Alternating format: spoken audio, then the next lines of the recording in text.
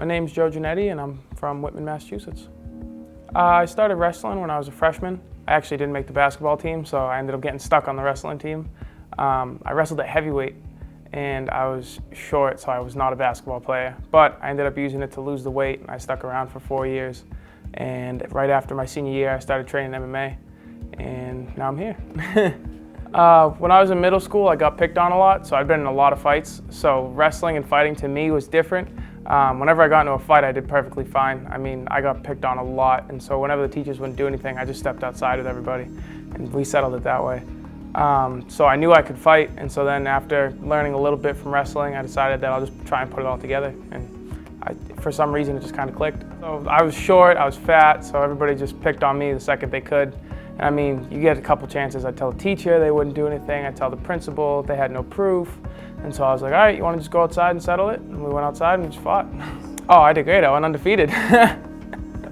Jiu-jitsu kind of clicked for me. It was similar to the wrestling, so the body mechanics were easier. The submissions were tough. Stand-up, it was terrible. It was like total opposite. I couldn't throw a punch. I could get hit in a fight, but when I was sparring, I would turn away and run. It was a weird experience. But it kind of started to blend together. I was there every single day. I mean, when I walked in, I told them I wanted to be a fighter. And so I started training with the pro team the second I got there, and I just got beat up all the time. I was working part-time at Target, and I was working in electronics, selling TVs and video games, because that's all I really knew about. And I was training full-time twice a day. I was lifting. I was just trying to get to the top as fast as I could. I actually trained for about 3 months before my dad found out. He was trying to figure out where I'd been all the time, and I told him I was at an MMA gym, and we got into a little bit of a fight. And then after telling him that I think I could actually do something great with it, he started giving me a ride to the gym. He hates watching me fight, but he's very supportive of what I do. Actually, after my first amateur fight, I mean, it wasn't an easy fight. It was a war. We were in the center of the cage just swinging, and I got dropped in the third, and I had to come back. And once I came back from that and got the win, I actually finished him.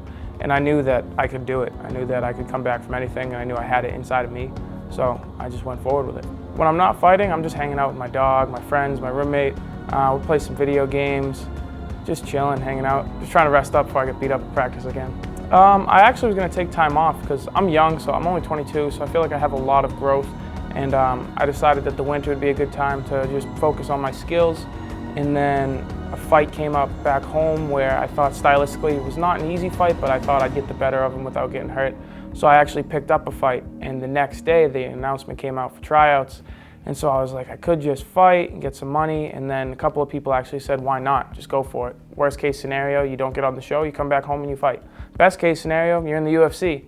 So I mean, the risk and reward was there, so I just signed up, pulled out of the fight. They were okay with it, and so I just got ready to come here.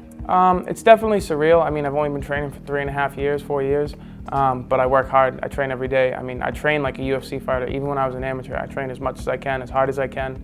I know I definitely deserve to be here, but after this, no matter if I win the show or not, I'm gonna stay in my lane, just try and get better, and eventually get to the top.